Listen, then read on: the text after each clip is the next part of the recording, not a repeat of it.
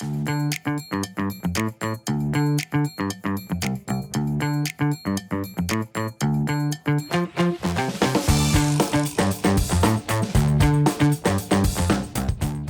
you've ever felt like projects on your campus are happening everywhere, but not necessarily together, you might be dealing with something a project management office or PMO can solve. But what even is a PMO, and does it make sense in higher education? Welcome back to the channel. And if you're new here, I'm Dr. Katie Linder, a certified project manager, change manager, and coach who works full-time leading and supporting teams in higher education. On this channel, I offer real-world examples of how project management translates into the higher ed environment. If you're looking for ways to use project management tools and skills, both professionally and personally, to bring more ease to your work and life, you're in the right place. Let's start with the basic definition. PMO stands for Project Management Office.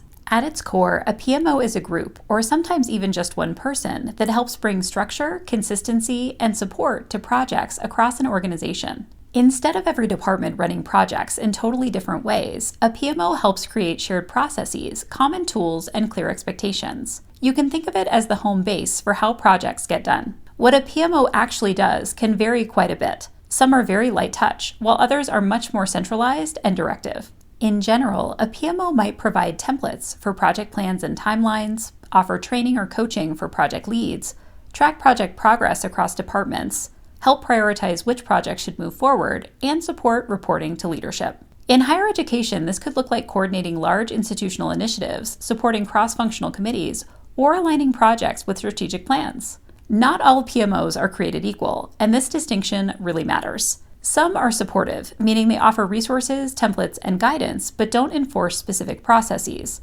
This tends to work well in higher ed environments that value autonomy. Other PMOs are more controlling, where there's an expectation that projects follow certain processes, but there's still some flexibility. And then there are directive PMOs, which are more structured and may directly manage projects or assign project managers. These are less common in higher ed, but you might see them in large system-level initiatives. Higher education is full of decentralized teams, competing priorities, and limited resources, and that can make project work feel very messy. A PMO can help reduce duplication of effort, increase visibility across projects, improve communication between units, help leadership make better decisions, and create more consistency in how work gets done. That said, PMOs sometimes get a bad reputation. People worry they'll add bureaucracy, slow things down, or take away flexibility. And those concerns are valid, especially if a PMO is implemented without considering institutional culture. In higher education, a one-size-fits-all approach rarely works.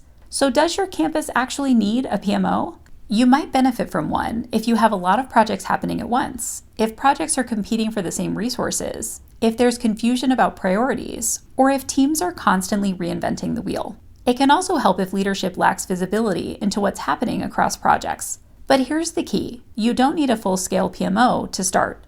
You can begin with something simple, like shared templates, regular project check-ins, or a basic tracking system. Even small steps can create meaningful improvements. If you're thinking about moving in this direction, start by asking where your biggest pain points are in project work. Is it communication, prioritization, or lack of clarity? Then design supports around those needs.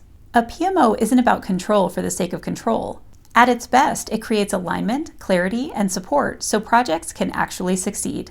And in higher education, where collaboration is essential and complexity is the norm, that kind of support can make a real difference. What about you? Does your institution have anything like a PMO, or are you seeing challenges that something like this could help solve? I'd love to hear your experiences in the comments below. And if you found this helpful, don't forget to subscribe for more videos on project management in higher education. Thanks for watching, and I'll see you in the next one.